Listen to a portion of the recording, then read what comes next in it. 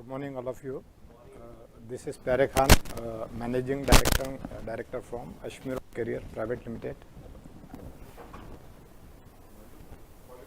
Hello.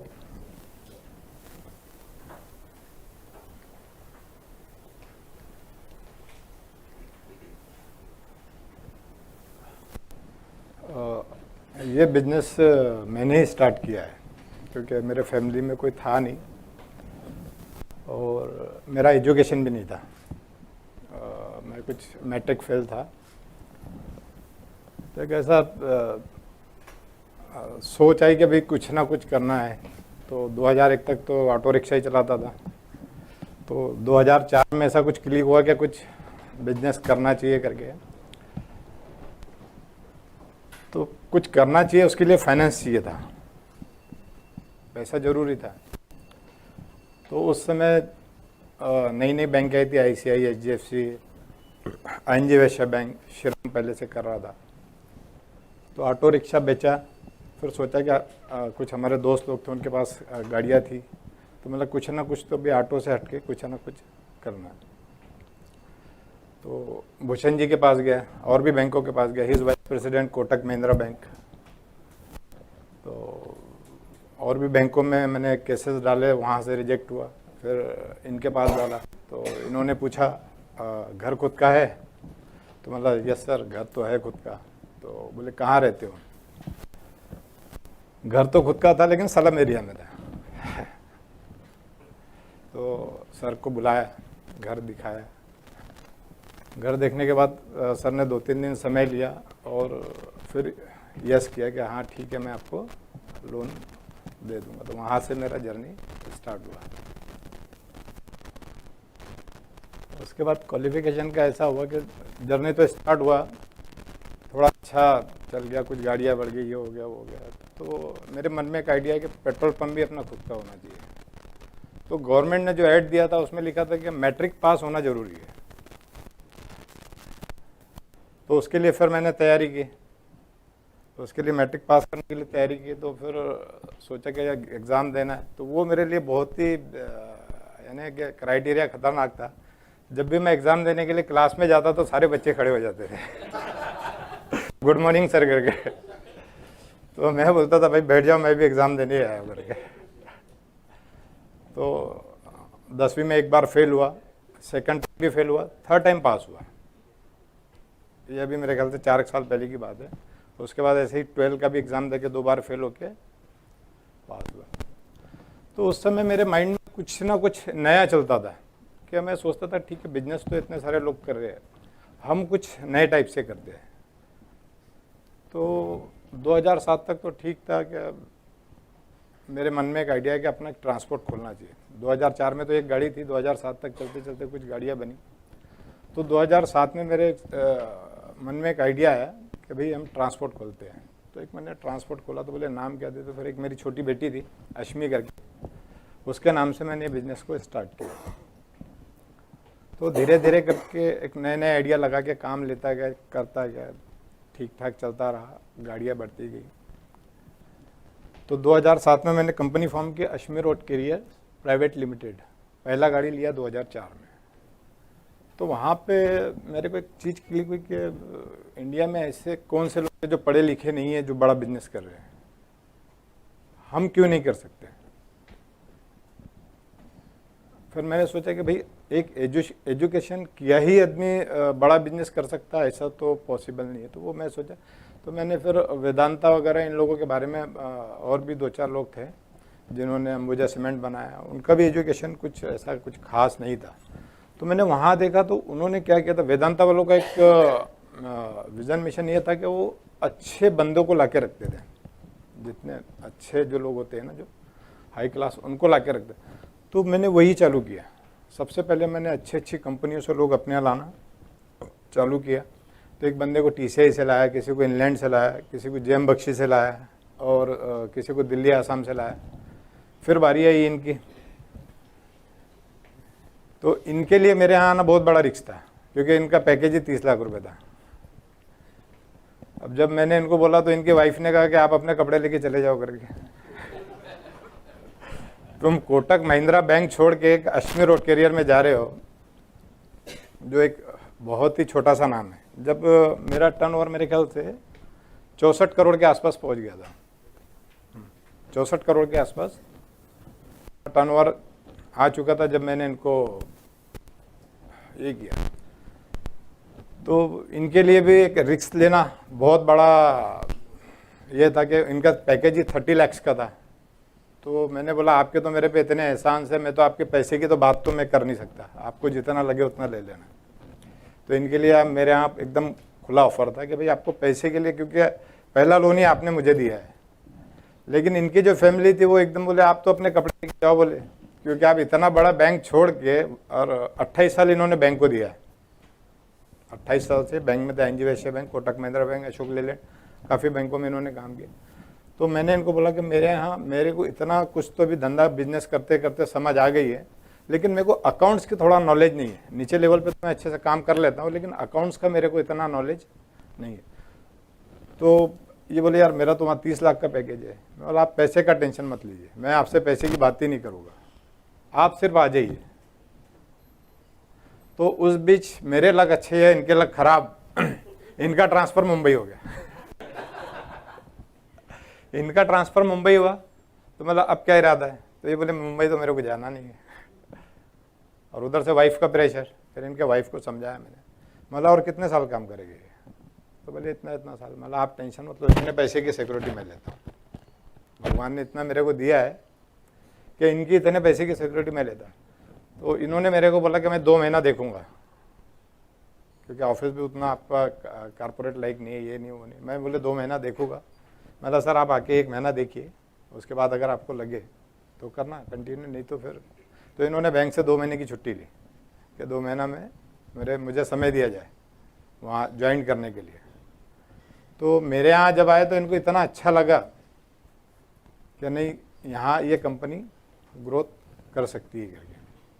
तो इनको अच्छा लगा, इन्होंने बैंक में 2 महीने बाद रिज़ाइन दे दिया कि मैं नहीं जाऊँगा। मैं जब इन्होंने मेरे यहाँ ज्वाइन किया तो नागपुर के बड़े बड़े नाम थे, टाटा मोटर्स, इनके काफ़ी बड़े बड़े दोस्त थे।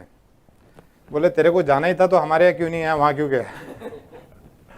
बात पैसे की थी तो तू वहाँ क्यों गया, हमारे यहाँ क्यों नहीं आया? तो इन्होंने बोले नहीं उनके साथ कुछ करना है, कुछ ये करना है, वैसा वैसा। तो ऐसा करके हमने स्टार्ट किया। फैसिलिटीज़ तो जो दिल्ली, आसाम, इंग्लैंड जितनी भी बड़ी कंपनी दे रही है हम लोग भी दे रहे हैं, ड्राइवर्स के लिए, स्टाफ के लिए। अभी मेरा जो जनरल मैनेजर है, GM है, उसको मैंने एक 50 लाख का घर दिया है, कार दिया है। और जितने भी मेरा स्टाफ है उनको सबका मेडिकल, मेरा 3 चीज़ पे ज़्यादा फोकस है, मेडिकल, एजुकेशन और घर। मैं चाहता हूँ कि पूरे स्टाफ को, मैंने इसमें से हमारे जो कोई नेपाल का है, कोई राजस्थान का है, इनको सारों का सबका मेडिकल है हमारे। मेडिकल एकदम सब फ्री है। रहने के लिए मैक्सिमम लोगों को हमने भी घर दिया, किसी को फ्लैट दिया है, किसी को बंगलो दिया है और देना चलो। अभी हम लोग ड्राइवरों के लिए 3 एकड़ हमने जगह खरीदी है, जिसमें हम लोग ड्राइवरों के बच्चों के लिए स्कूल खोल रहे हैं और उनके लिए घर बना रहे हैं ड्राइवरों के लिए। और स्टाफ के लिए तो मैंने बना दिया है, जो बाहर के स्टाफ है उनको मैंने यहाँ घर दिया है। और जो हमारे जो बड़े स्टाफ है जो अच्छे, तो जहाँ मेरे बच्चे पढ़ रहे हैं वहाँ उनके बच्चों को पढ़ा रहा हूँ मैं। जैसा मेरा जो जनरल मैनेजर है, और भी जो एक अभी RPG ग्रुप से एक बहुत बड़ा आदमी लिया है मैंने, उनके भी बच्चों को एजुकेशन में वहीं करवा रहा हूँ। तो मैंने इनसे कहा है कि भाई आपको यहाँ हर चीज़ मिलेगी, आप उसका बिल्कुल टेंशन ना लें।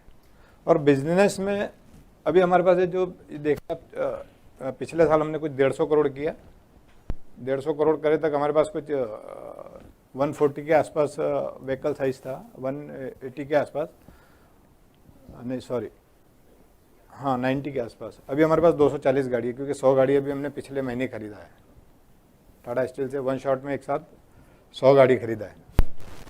और मार्केट व्हीकल हमारे यहाँ 2000 गाड़ी है। तो JSW ने जब मुझे 400 करोड़ का एक सिंगल वर्क ऑर्डर दिया, ये मेरे को अभी 8 महीना पहले मिला है, तो उस समय वहाँ पे 32 वेंडर्स काम कर रहे थे। इंडिया के जो टॉप मोस्ट वेंडर थे, कोई 25 करोड़ का, कोई 50 करोड़ का, ऐसे इंडिया के टॉप मोस्ट वेंडर 32 वेंडर्स थे जो काम कर रहे थे। तो उसमें से उन्होंने 29 वेंडर्स को बाहर कर दिया, 29 वेंडर्स को बाहर कर दिया। और अभी खाली JSW नागपुर में, कलमेश्वर में 3 वेंडर है, जिसमें 90% मेजर शेयर मेरे पास है, जो एक अकेला वर्क ऑर्डर है 400 CR का।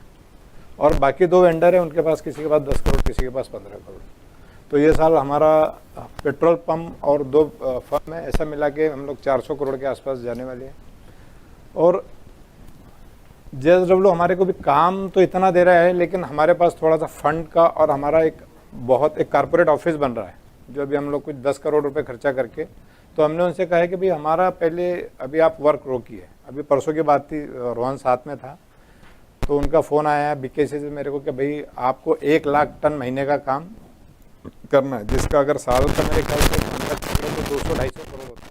तो हमने मना किया, मतलब नहीं, अभी हम नहीं कर सकते, अभी हमारे पास ऑलरेडी काम है, हमारे को हमारी टीम पहले बनानी है, उसके बाद हम आपका काम लेंगे। तो आज पता चला कि उन्होंने वर्क ऑर्डर सिर्फ साइन करने के लिए भेजा है। परसों के दिन रोहन के सामने मना किया, हमारा फ़ोन पे कॉल चालू था। तो काम हमारे हम लोग प्लानिंग की है कि 2022 तक हम लोग 1000 करोड़ को क्रॉस करेंगे।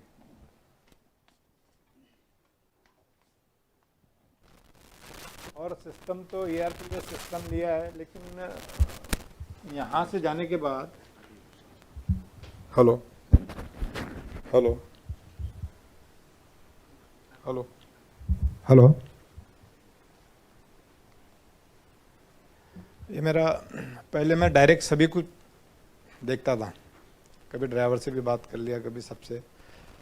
तो यहाँ आया था मैं जुलाई 2018 में आया था। तो यहाँ बताए थे आप कितना काम करोगे, एक दिन ऐसा समय आएगा कि आपको 1 सेकंड भी नहीं बचेगा आपके पास, यानी 1 सेकंड भी नहीं रहेगा। तो आप जितने काम है अपने बांट सकते बांट दो। तो ऐसा करते करते फाइनेंस का पूरा हमारे भूषण जी संभालते हैं, और अजीत सिंह ऑपरेशन हेड है, वसीम शेख मार्केटिंग हेड है, अजीत रेल भी देखता है साथ में। और रेल का कंसेप्ट हमने आउटवर्ड इंडिया में JSW के साथ फर्स्ट हम है जिन्होंने आउटवर्ड कोई ट्रांसपोर्टर करता है। JSW का भी बीच में 1600 करोड़ का रेल के साथ एग्रीमेंट हुआ। तो जब मैं नेक्स्ट टाइम आया था यहाँ IM में, तो हमने एक मेल शूट किया उनको कि आप जो रेट में कर रहे हैं उससे 100 रुपये में हम कम करके देंगे। तो वहाँ भूचाल आ गया कि भाई हम तो रेलवे के साथ 1600 करोड़ का काम करते हैं, आपने ऐसा क्या नया लेके आया कि जो तुम 100 रुपये हमसे कम में कर देंगे। वहाँ उत्तम रामानी जी देखते हैं, जो काफ़ी 20 साल से JSW में देख रहे। तो उनकी टीम ने मेरे को वहाँ बुलाया, जब तक मेरे को 400 करोड़ का काम फाइनल हो चुका था। और वो ऐसा विश्वास नहीं है, ऐसा बोल भी नहीं सकते थे कि हम तुमको नहीं देंगे, क्योंकि मैं उनका आउटवर्ड रेल कर ही रहा था। उन्होंने ऐसा कहा भी नहीं। तो उन्होंने बोला भाई ऐसा क्या है तुम्हारे पास कि आप बताए कि तुम हमारे जो पुराने रेट है उससे भी 100 रुपये, क्योंकि हमने तो रेलवे को 1600 करोड़ का काम दिया है, रेलवे हमको क्यों नहीं दे रहा। तो मैंने उनको समझाया कि सर आप स्टेशन टू स्टेशन देखते हैं, आपने डोलवी से कलमेश्वर देखा, उनका डोलवी से कलमेश्वर भी 55,000 टन कुछ मटेरियल आ रहा है, वो मैं ही करता हूँ, उनका हैंडलिंग भी मैं करता हूँ, और आउटवर्ड जो बाय रोड 55,000 टन जाता है वो भी करता हूँ, और इंटरनल 80,000 टन का शिफ्टिंग है प्लांट टू प्लांट। यानी ऐसा नागपुर में मैं उनका 1,80,000 90,000 पर मंथ करता हूँ, पहले जो कि 32 लोग मिलके भी नहीं करते थे। आज हम लोग 1,80,000 1,90,000 टन उनका काम करते। तो उनको बताया मैंने कि भाई आप जिस स्टेशन पर ले रहे हो वो रेलवे ने बेंचमार्क में है। तो बोले आप कैसे ले जाएंगे। तो जिस स्टेशन पे मतलब बेंचमार्क नहीं, हम वहाँ रेल लेके जाएंगे और वहाँ से आपको ला के देंगे, और आपकी जो कॉस्टिंग है उसमें हम आपको 100 रुपये बचा के देंगे। तो अभी ये 2 दिन पहले ही ये किया है कि उनका इंदौर में मटेरियल नहीं उठ रहा था, वो तुरंगलू से रैक भेज रहे थे इंदौर। तो हमको उन्होंने ऐसा कुछ भी दिक्कत आई तो इंडिया में पहले हमको पूछते कि भाई इसका कुछ सोल्यूशन बताओ। तो हमने उनको बताया कि आप रैक को नागपुर भेज दो और जो आपका रेट चल रहा है उससे कम में हम कर देंगे। तो उन्होंने 2 रैक अभी पिछले 15 दिन में भेजा, 5,000 टन माल मैंने उठा के एकदम ईजी भेज दिया, और उनका जो रेट चल रहा था 1650 रुपये, उसमें 50 रुपये और कम कर दिया। तो वो वही बोल रहे थे कि भाई अब इसको कंटिन्यू करते रहो तुम। तो मैंने बोला अभी हमारा उतना ये नहीं है, हम काम जरूर करेंगे आपको। और पहले शुरू में फ़ंड की तकलीफ है, आज हमारे पास फ़ंड की तकलीफ नहीं है। अभी हमको 30 करोड़ रुपये कोटक महिंद्रा बैंक ने दिया है, और सारी बैंकें हमारे को जैसा सर बोल रहे थे कि फ़ंड के लिए, तो फ़ंड के लिए मैंने इन्हीं को पकड़ के लेके आया है, मतलब मास्टर है ये बैंक में थे। तो इन्होंने ऐसा चक्कर चलाया कि हमारे आज करोड़ों रुपए बच गए। जो मेरा लिमिट 13.5% पे चलता था वो आज 9% पे। बैंकर इनसे, मेरे को उतना समझता नहीं था, बैंकर मेरे से कुछ भी रेट लगा देते क्योंकि बड़ा लिमिट था, इतना कुछ भी लगा के ठोक देते थे। आज मैं बैंकर से कभी नहीं मिलता, बैंकर को इन्हीं से अपॉइंटमेंट लेना पड़ता है, ये बात करते हैं और ये फाइनल करते हैं। तो एक अच्छा आदमी रखने से आपका पैसा, आप लगता है आपको कि पैसा ज़्यादा जा रहा है। ट्रांसपोर्ट इंडस्ट्रीज़ में किसी की सोच नहीं है 35 लाख रुपए मेरे छोटे लेवल पे, बड़ी कंपनी का तो टीसीआई, दिल्ली, आसम इनका छोड़ दो, लेकिन मेरे जैसी कंपनी का 35 लाख रुपए रखने वाला बंदा, ये सोच बहुत कम लोगों की होती। तो मैंने अभी जितने भी जो बंदे ले आ रहा हूँ, तो मैं सब बड़े ही बंदे ले आ रहा हूँ। तो ये मेरा एक छोटा सा स्टोरी था।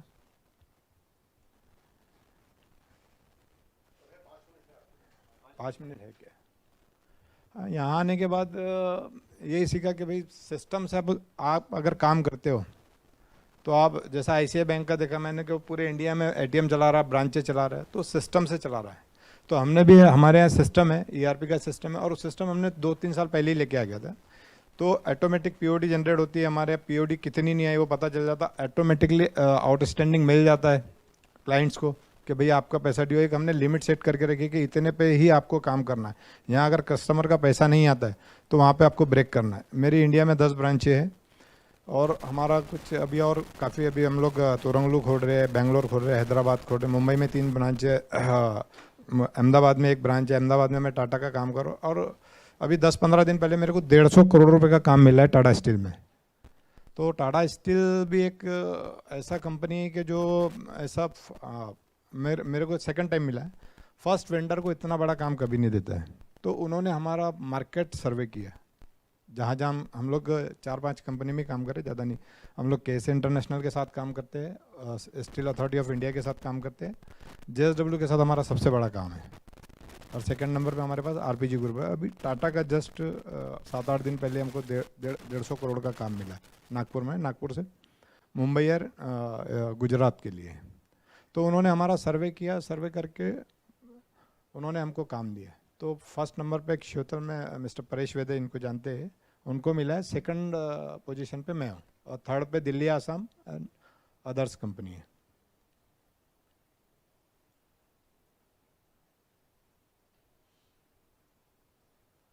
बंदे तो हमने, मैं बताया हूँ कि हमने अच्छे रखे, क्योंकि जेएम बख्शी से हमने फ्लीट के लिए जो बंदे लाए, मैकेनिकल इंजीनियर से, तो अच्छी कंपनी से ही हमने बंदे लाए। ऐसा नहीं कि एकदम, नहीं तो पहले हमारा ऐसा 2-3 साल पहले लाला कंपनी हुआ करता था तो मेरा सोच ही वही है कि इस लाला कंपनी को बदलना है।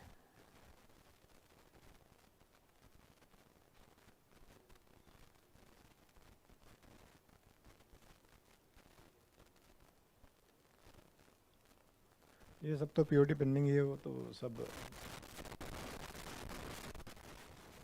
ईआरपी का सॉफ्टवेयर भी हमने ऑनलाइन लिया। मेरी सारी ब्रांचेज, जैसा आज गाड़ी लगाया तो वहीं से सिस्टम में वो अपलोड कर देंगे ऑटोमेटिकली। यहाँ नागपुर सिस्टम से एडवांस चला जाता, हमारा ऑनलाइन है। पूरा इंडिया में कहीं से भी गाड़ी लगे तो बराबर एकदम एडवांस नागपुर से जाता है। एक कंट्रोलिंग मैनेजर है जो सारे ब्रांचों को देखता है।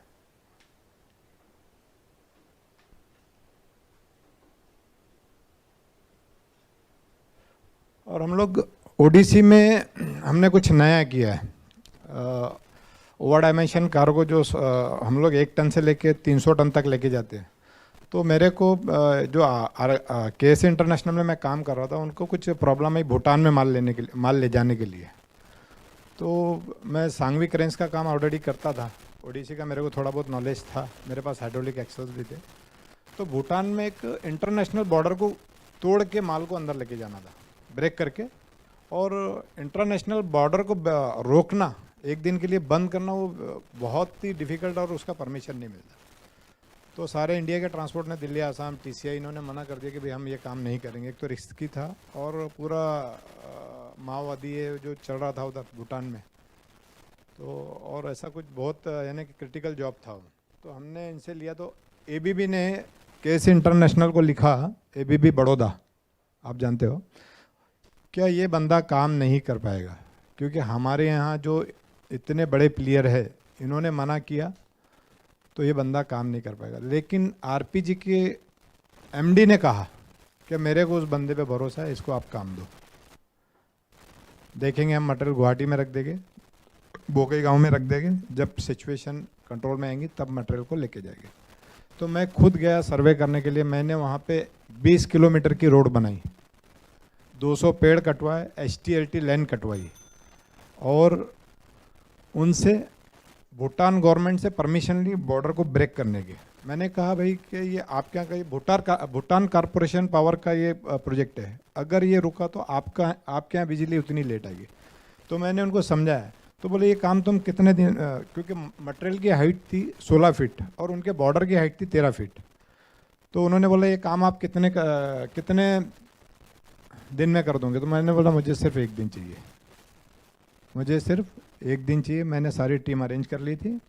अरेंज करने के बाद वो मैंने बॉर्डर रात को खोदना चालू किया।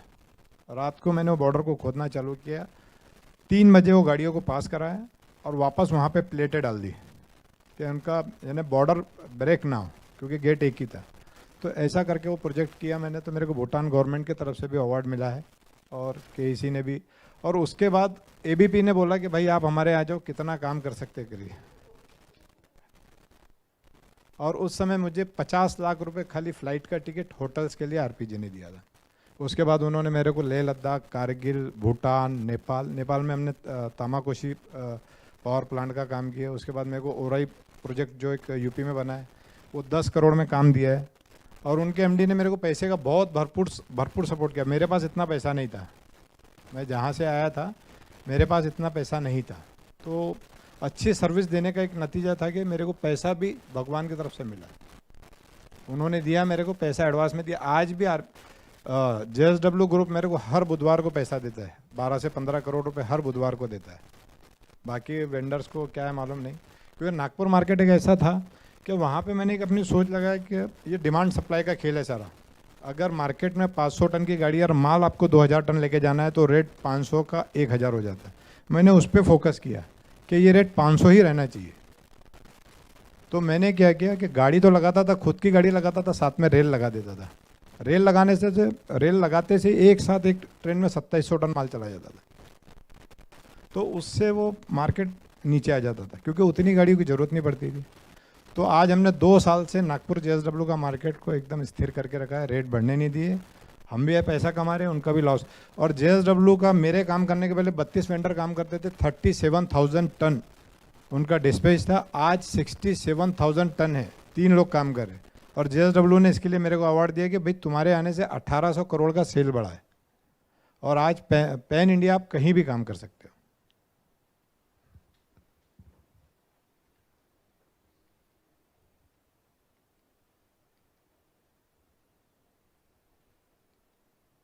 इसके बारे में फ्लीट मैनेजमेंट तो हमारे मेंटेनेंस है, वो तो सब बढ़िया ही है।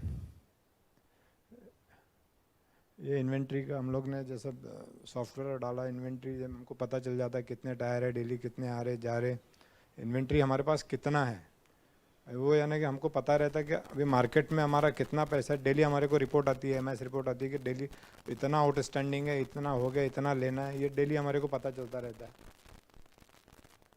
और ये एक मेरा छोटा सा वीडियो दिखाना चाहूँगा आपको।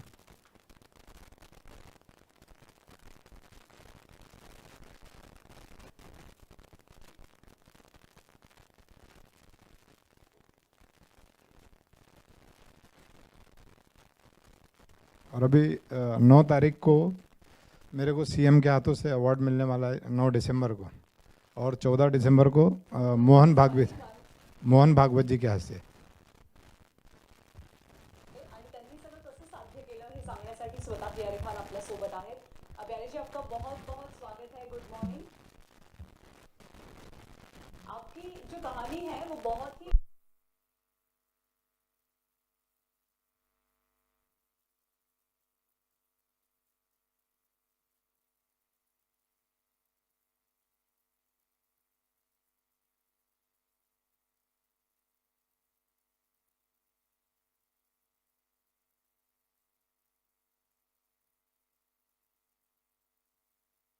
पता चला कि हमने कुछ किया है। मैं तो ऐसा कोई यानी कि इसमें कुछ कर ही नहीं रहा था, मैं अपना सिर्फ काम कर रहा था।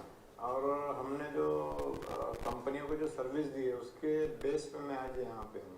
नहीं तो मेरे जैसे तो काम करने वाले इंडिया में लाखों पड़े हुए हैं। प्यारे जी, एक रिक्शा से 400 करोड़ का बिजनेस, आपने मेहनत कैसे की? आपका ये बिजनेस मॉडल क्या था प्यारे जी? मेरे पास एक सोच थी कि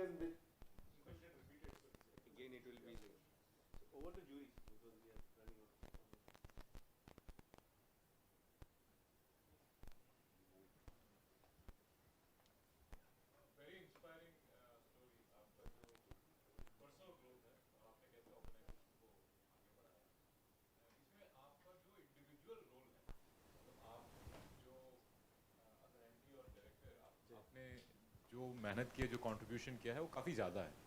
अब आपकी कंपनी बड़ी हो रही है, जी सर, तो आपका जो लीडरशिप नेक्स्ट जो टीम होगा जो इसको आगे ले जाएगा, इसके बारे में आपने सोचा है? आपका जो हाँ ऑर्गेनाइजेशन बिल्कुल उसके बारे में ही मैं सोच रहा हूँ, इसलिए तो इतने बड़े बड़े बंदे ले आ रहा हूँ, क्योंकि जो चीज़ मैं नहीं कर सका वो उनके थ्रू मैं करूँ। जैसे आपने अभी बताया ये भूटान इंटरनेशनल जी। बॉर्डर, आप पर्सनली वहाँ गए? हाँ मैं पर्सनली गया। अभी तो मेरी टीम काफ़ी तैयार हो चुकी है, अभी तो हम लोग इंडिया में कहीं भी जाके काम कर सकते हैं। और सबसे बड़ी बात होती है कि रेल का जो 3rd माइल करना, मैं अभी नागपुर में बैठा हूँ, 1st माइल 2nd माइल कोई भी कर लेगा क्योंकि मैं नागपुर में बैठा, लेकिन तीसरे डेस्टिनेशन पे जाके 8 घंटे के अंदर माल उठाना वो सबसे बड़ा बिग चैलेंज, क्योंकि रेलवे सिर्फ 8 घंटे देता है आपको मटेरियल खाली करने के लिए और 20 घंटे उस साइडिंग से मटेरियल उठाने के लिए, तो वो सबसे बड़ा सर चैलेंज है। और आज हम वो उसमें हम लोग इतना मास्टरी हो गया हमारा कि हम लोग वो आराम से पैन इंडिया कर रहे हैं। हमने गुवाहाटी में किया है, हमने बेंगलोर में किया है, हमने हैदराबाद में किया है, हमने चेन्नई में किया है, हमने गाज़ियाबाद में किया, हमने दिल्ली में किया, हमने लुधियाना में किया है, तो अभी हम लोग मुंबई में भी किया है।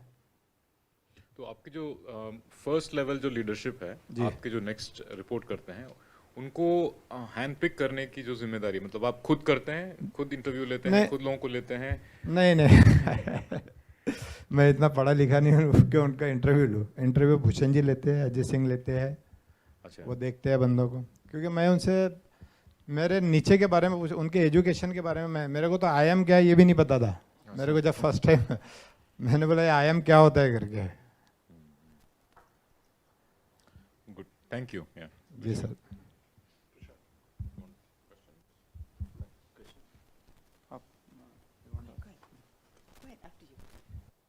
Very good morning. Good morning sir. तो आपको मैं अंग्रेजी में 2 शब्द यूज करता हूँ, जी। हिंदी इसका उदाहरण ग्राउंड ब्रेकिंग। जी ग्राउंड सर। ब्रेकिंग बोलते हैं ना, जैसे आपने फिजिकली ग्राउंड को जी सर। खोदा ना भूटान में, वैसा आपकी स्टोरी है। आपके जो बिगेस्ट प्लस और कॉम्प्लीमेंट्री पॉइंट्स है खान साहब, जी सर। एक तो पीपल इन्वेस्टमेंट। जी पीपल इन्वेस्टमेंट आपने जो प्रोएक्टिवली भूषण जी में किया, अजीत जी में किया, ये आपने पीपल इन्वेस्टमेंट। वसीम सिंह हमारा MBA किया हुआ बंदा है। हाँ, फिर आपने अपने स्टेक होल्डर्स के मेडिकल और एजुकेशन हाउसिंग के लिए आप जो करते हैं, वो आप बहुत फोकस रहे टनेज और ओडीसी में। जी। टनेज और मोर उसकी एक स्ट्रेंथ है टनेज और ओडीसी की, बिकॉज उसमें कॉम्पिटिटिव प्लेयर काफ़ी नहीं है। नहीं आप पैन इंडिया है, लेकिन आप सार्क कंट्री में भी काम करते हैं, नेपाल, भूटान, सो ये आपकी स्ट्रेंथ है। सर, पैसा वहीं मिलता है। हाँ बिल्कुल बिल्कुल। एंड ऑब्वियसली आप ऑर्गेनाइजेशन को बिल्डअप कर रहे हो और कर रहे हैं। मेरे 3 प्रश्न हैं खान साहब। आप 140 करोड़ से 400 का प्लान बना रहे हैं, करीबन 1100 गाड़ियाँ हैं, दोनों ओन्ड और अटैच मिला के, उसको 2200 ऊपर लेके जाने चाहते हैं, क्या आप एक पॉइंट बताइए जिससे आप 140 से 400 जाएंगे और 1100 से एक्चुअली 400 करोड़ का वर्क ऑर्डर ही है मेरे पास ऑलरेडी और- वर्क। हाँ, वर्क ऑर्डर ही मेरे पास है और उतना काम मैं कर सकता क्योंकि मेरे पास रेल है। अच्छा, very रेल में good। मैं कितना भी टनेज उठा तो सकता हूँ। आप ये 400 करोड़ को 800 करोड़ का क्या प्लान है, आप वो बताइए। 800 करोड़ का तो नहीं, बट जो ग्रोथ आपने बिल्कुल, आप 150 से 400 करोड़ का ऑर्डर प्लान है ऑलरेडी, तो आपका ग्रोथ प्लान क्या है, नेक्स्ट नंबर क्या है? नेक्स्ट तो हमारा है कि 1000 करोड़ करना 2022 में। 1000 करोड़ 2022 हाँ, में। 1000 करोड़ हम लोग 2020 में भी कर सकते हैं, क्योंकि अभी 55,000 टन मटेरियल डॉल्वी से नागपुर आ रहा है, जी जो JSW खुद कर रहा है। जी। लेकिन जब हमने 100 रुपये कम का प्रपोजल दिया था, हम्म तो आप जोड़ लीजिए रेट 1900 रुपये टन है। 1900 रुपये टन से आप कॉस्ट पकड़ लीजिए 55,000 टन की ठीक मंथली। है ठीक है ठीक। तो वही कुछ 3 साल का अगर कॉन्ट्रैक्ट देखे तो मेरे ख्याल से 250-300 करोड़ ऐसा कुछ था। तो 250-300 करोड़ का वर्किंग कैपिटल मैनेजमेंट एंड वो एक अपने आप में एक मायना रखता है। तो आपने एक पॉइंट भी बताया, मैनेजिंग फाइनेंस, करेक्ट? तो क्या क्या क्रिटिकल एस्पेक्ट्स है जो आप 1000 करोड़ से 2200 करोड़ तक जाएंगे, तो मैनेजिंग फाइनेंस में टॉप मोस्ट क्या है आपके दिमाग फाइनेंस में ऐसा था सर कि क्योंकि आज हर बैंक को 125% कोलेटरल चाहिए, हम्म तो ये चीज़ हमारे हेलो हेलो ये चीज़ हमारे दिमाग में थी। अभी हम 14 करोड़ से 30 करोड़ गए। जी मेरे पास कोलेटरल उतना ही था, मैंने बैंकों को बोला जी कि मैं आपको कोलेटरल बढ़ा के दे नहीं सकता, जी आपको करना है करिए। हम्म फिर भूषण जी ने उनसे बात किया तो जो हमारा 100% था, 100 से 80 आया, 80 से 70 आया, 65 आया। जी आज हमको कोटक महिंद्रा बैंक ने 40% कोलेटरल पे 30 करोड़ दिया है। जी तो जो 14 करोड़ की लिमिट मेरी 40% में चल रही थी, आज 30 करोड़ की आ गई। इसके बाद जेएसडब्ल्यू ने मेरे को अभी जो 1 लाख टन का इंदौर का काम करने के लिए बोला, तो मैंने बोला भाई मेरे पास पैसा नहीं है। तो बोले तुम्हारे बैंकर्स का नंबर दो। मैंने अपने बैंकर्स का नंबर दिया, उन्होंने उनको बोल दिया कि इसकी 50 करोड़ की एलसी खुलवाइए, हम आपको पेमेंट करेंगे। मेरे को बैंक से फ़ोन आया कि भाई जेएसडब्ल्यू ने बोला है आपकी 50 करोड़ की एलसी हम खोल रहे हैं, आप काम के लिए मना मत करो। तो काम तो हम बहुत कर सकते हैं सर, काम का ऐसा भगवान के जैसे अभी हमने मार्केट में ऐसा अपना हमने ये कर लिया है इक्विटी क्या, हाँ क्या काम हमको बड़ा कोई भी अभी फर्स्ट टाइम हमको 150 करोड़ का काम टाटा ने दिया। जनरली नागपुर का इतिहास है किसी भी वेंडर को उसने 50 करोड़ के ऊपर काम नहीं दिया। तो खान साहब, एक तो ग्रोथ आपने बता दिया, कोई डाइवर्सिफिकेशन के बारे में सोचा है टनेज और ओडीसी के अलावा? हम लोग कोल में जाने का सोच रहे हैं, ओके, और ट्रेन में हम लोग और भी बड़ा करने का सोच रहे हैं। आप जरा उसको विस्तार में बताएंगे और भी बड़ा को?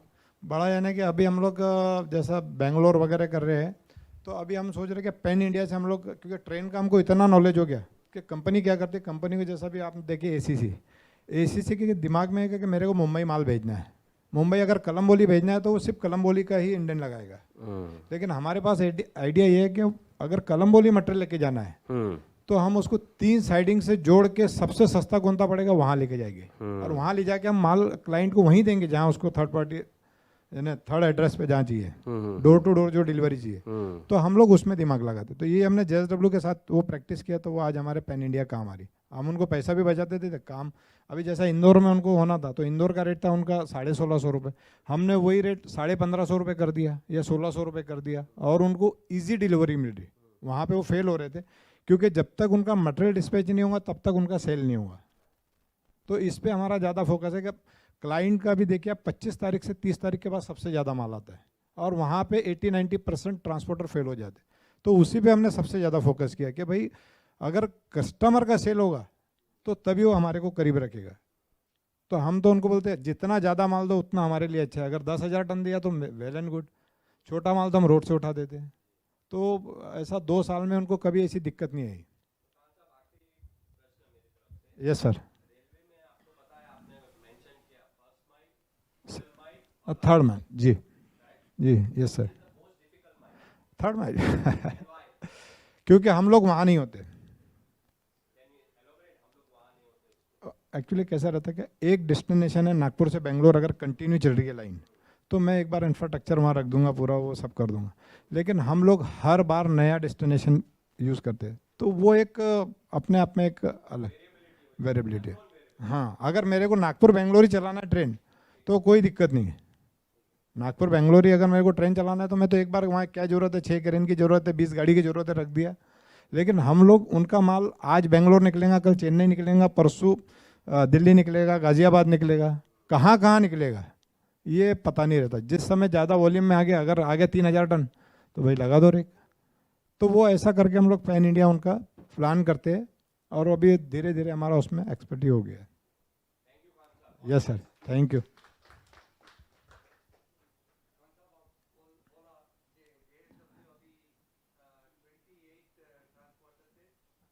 $32, हाँ, जिसमें इंडिया के भी बड़े ट्रांसपोर्टर थे, Delhi, Assam, TCI, ARC, inland,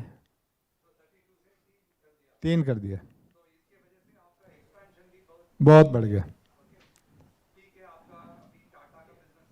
start होने वाला 1 जनवरी।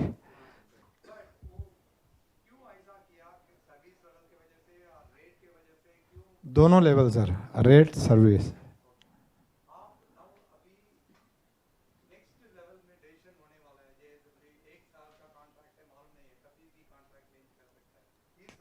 3 ईयर्स प्लस 2, ये टोटल 700 करोड़ का काम है, 750 करोड़ का काम है ये। लेकिन उन्होंने बोला, उनकी टीम ने, सज्जन जी की टीम ने बोला कि पहले हम, मेरे को 1.5 साल तक वो ट्राई कर चुके हैं, 1.5 साल में हमारा एक भी बार मटेरियल ओपन नहीं हुआ। उनकी एक गाइडलाइंस है कि 24 घंटे में या 48 घंटे में आपको इतना मटेरियल डिस्पैच करना है। तो वो 1.5 साल में हमने एक भी समय ऐसा नहीं आने दिया कि उनको तकलीफ हो कि 1.5 साल में मटेरियल किसी दूसरे ट्रांसपोर्टर को देना पड़े। उसके बेस पे उन्होंने क्या किया, 4 जोन बनाए। पहले ऐसा था कि अलग अलग 500 डेस्टिनेशन का अलग अलग ट्रांसपोर्टेशन होता था। उन्होंने हमको बुलाया कि भाई इसको कैसा करना, तो हमने उनको बोला कि भाई आप इसको east west north south zone wise बांट दीजिए। तो जैसे उन्होंने जोन वाइज बांटा तो कुछ ट्रांसपोर्टरों ने मना कर दिया कि भाई हम इतना बड़ा वॉल्यूम नहीं कर पाएंगे क्योंकि हमारा इतना ये नहीं। तो कुछ तो उसी से बाहर हो गए और उनको हमारे पे फेज ज़्यादा था। कुछ जगह शायद हम लोग L1 नहीं थे, लेकिन उन्होंने हमको L1 से मैच करवा के, क्योंकि कंपनी L1 से ज़्यादा रेट नहीं दे सकती, तो उनको हमारे पे भरोसा था, तो उन्होंने कुछ रेट्स L1 से मैच करवा के वो काम पूरा साउथ और पूरा नॉर्थ मेरे पास है। अभी एक्चुअली 2018-19 में आपका एक्सपेंशन बहुत बड़ा है। जी सर। अभी क्या क्या ऑपरेशनल कंट्रोल में आप बताए नहीं प्रेजेंटेशन में, नहीं, हम क्या हाँ, क्या कर रहा है to maintain the service level consistently? नहीं तो हमारा देखिए पीओडी सबसे पहला होता है कि पीओडी LR सिस्टम में बुक होना, क्योंकि रोज़ की मेरी 100 LR फटती है, तो 100 LR सबसे पहले सिस्टम में जाती है कि आज 100 गाड़ी लगी है। तो 100 गाड़ी जैसे सिस्टम में दिखती है तो मेरा जो अकाउंट्स डिपार्टमेंट है उस 100 गाड़ी का एडवांस जनरेट करता है। वो 100 गाड़ी की पीओडी कितने दिन में आना चाहिए, वो हमारे सिस्टम में एक डेट फिक्स है कि इतने दिन में इस पर्टिकुलर डेस्टिनेशन से आपको पीओडी आना है। नहीं तो मेरा बिलिंग साइकिल अगर लेट हो गया तो मेरे पास पैसा नहीं रहेगा। तो हमने एक पूरा एक सिस्टम बना के रखा है कि भाई इतने दिन में ये गाड़ी यहाँ पहुँचेगी, इतने दिन में इसका पीओडी आएगा और इतने दिन में ही बिलिंग होना। अगर उतने दिन में पीओडी नहीं आया तो हम लोग ट्रांसपोर्टर को पेनलाइज करते पर डे 100 रुपये। तो उस डर के वजह से वो एक जो हमने उनको टाइमिंग दिया है कि इतने दिन में ही पीओडी लेके आना है, तो पीओडी बराबर लेके आता है उतने दिन में, नहीं तो उसको पता है कि उसका 100 रुपये कटेगा। और हमारे यहाँ के स्टाफ को एक गाइडलाइन दी गई है कि भाई आपको इसका बिल इतने दिन में जनरेट करना है। पीओडी आने के बाद एक हमारा प्रोसेस होता है, पीओडी आने के बाद सिस्टम में वो उसका ये होता है कि भाई इसका पीओडी आ गया है, सिस्टम में चला जाता है और उसका 2 दिन के अंदर अंदर वो बिल क्लाइंट को चला जाना चाहिए। जैसे क्लाइंट को बिल जाता है तो सिस्टम ऑटोमेटिकली उसका आउटस्टैंडिंग जनरेट करता है और जो डेट है उसकी ड्यू डेट पे ऑटोमेटिक सिस्टम ही भेज देता है। एक रिपोर्ट हमको आती है, एक क्लाइंट को जाती है। तो हमने ऐसा हर क्लाइंट के लिए एक डेट बना के रखा है कि भाई आपका इतने वर्क ऑर्डर में लिखा रहता है कि 30 दिन बाद 30 डेज पेमेंट रहेगा या 25 डेज में पेमेंट रहेगा या इतने दिन में पेमेंट रहेगा। तो उसके हिसाब से हमने सारा प्रोसेस करके रखा है। ठीक है, धन्यवाद। Thank you. प्यारे खान जी, आपका प्रेजेंटेशन बहुत ही इंस्पायरिंग था। जैसे सबने कहा, inspiring is the word that comes to mind. आप अपनी कंपनी को पब्लिक ले जाना चाहेंगे कभी? आप आईपीओ के बारे में कभी सोच रहे हैं? हाँ, आईपीओ के बारे में सोचा तो है, लेकिन अभी हमारा एक अबू धाबी बैंक करके दुबई का, उनके साथ हमारा कुछ तो भी चल रहा है। उन्होंने बोला है, शायद इनकी बातचीत भी चालू है, कोटक वाला, कि भाई मार्केट से जो छोटे छोटे लोन अभी हमारे पे नहीं तो भी 100 करोड़ का लोन होगा, 100 करोड़ के आसपास हमारे पे लोन है। तो वहाँ पे उन्होंने बोला है कि भाई ये छोटे छोटे लोन आप क्लियर करो, जैसा ICICI से, HDFC से, और हम आपको एक ही बड़ा लोन दे देंगे। तो उसके लिए 22 दिसंबर को मैं दुबई भी जा रहा हूँ। अभी IPO लाइक मेरे यहाँ उतनी टीम नहीं है। नहीं, that's really very good because that is the next level. अगर बढ़ाना है हाँ, तो फिर बिल्कुल बढ़ाना है। अभी 100 उसका एक क्राइटेरिया है मैम, 100 करोड़, तो 100 करोड़ से तो हमारा तो ज़्यादा हो ही गया है। और जैसे आपने कहा कि 2022 तक आप 1000 करोड़ करना चाहते जी। हैं, और सबने आपने ये उसको बता भी दिया है कि टुवर्ड्स दिस आपको क्या क्या करना है और आपने क्या प्लान किया है। मेरा एक ही क्वेश्चन है कि सबसे बड़ा चैलेंज इसमें आपके लिए क्या होगा? इसमें मैम देखिए, सबसे बड़ा चैलेंज है कि मेरा टीम अच्छा होना चाहिए। मेरा टीम अगर अच्छा है तो कोई चैलेंज नहीं है। लोग 10-10 हज़ार करोड़ का टर्नओवर कर रहे हैं क्योंकि उनका टीम अच्छा है। मेरा अगर टीम अच्छा रहेगा तो कोई चैलेंज नहीं है। अगर टीम बेकार रहेगा तो फिर 100 करोड़ करना भी बोले तो एक बहुत बड़ा चैलेंज होता है।